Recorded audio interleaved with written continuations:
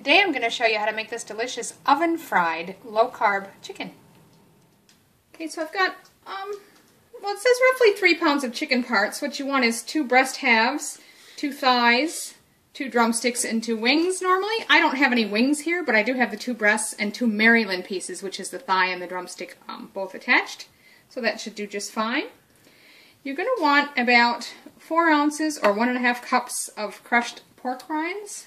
I use something called pork crackles here in Australia. Each bag is 50 grams and I used about 1.5 bags to get my 1.5 cups. You want to have those finely crushed, so you can use a food processor or put them in a bag and use a rolling pin, whatever works for you. And then you also need 1/4 cup of Parmesan cheese and salt and pepper to taste. Okay, so I'll put that over here. Next you're going to need 3 egg whites, and I just used a carton of egg whites that I've measured out approximately what three egg whites would be, so it's probably about 1/2 to 3/4 cup there.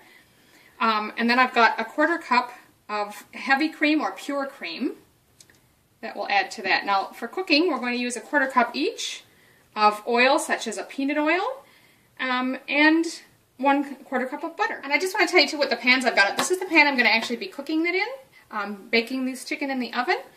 And this is a drying rack, so I've just got a pan with a small rack on it.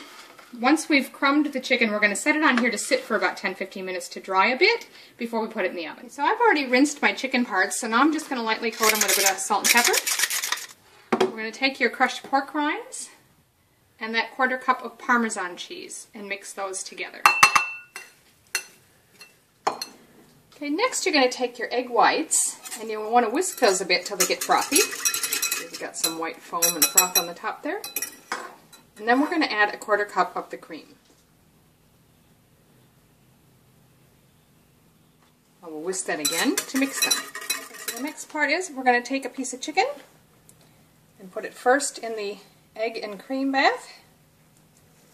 Get it well coated.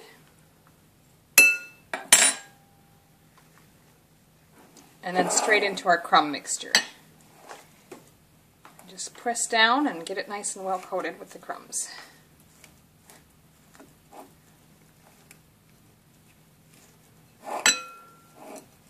Press firmly so it sticks. And then lay that on the rack, which we've already put on the pan here. And just continue on doing that with the rest of your chicken. As you can see, I've got all the pieces nicely coated. I'm going to let those sit there for about 10 to 15 minutes. Meanwhile, we're going to preheat our oven, but we want to put this pan in the oven while it's preheating. So I'm going to put the oil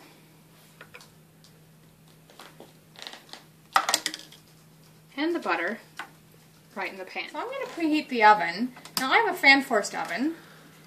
You'd want to go to about, look, the recipe said 425, which would be about 218. I think that's a bit high. So I'm going to go, since I have a fan-forced oven, to about maybe 190. But you judge according to your oven. And I'm going to preheat that, and as I said, now we'll put that pan in while it's preheating. Okay, so it's been 10 minutes. I'm going to pull this pan out.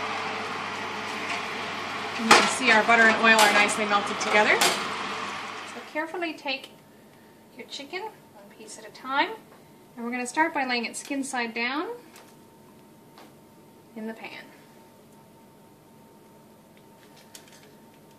Now the breasts don't have skin, so I'm just going to lay those in there as is.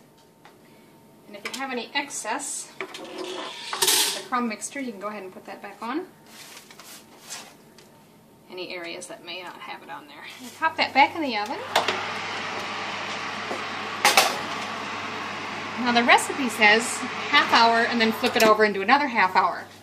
I'm not sure it's going to take quite that long, so I'm going to check it in about 20 minutes. That's been just over 20 minutes.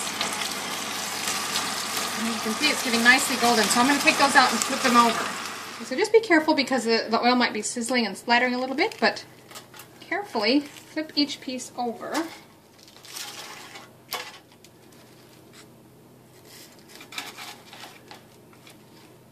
We'll put them back in. Go back in for about another 20 minutes or so. Okay, so been just under 45 minutes, all up. I'm going to pull it out now.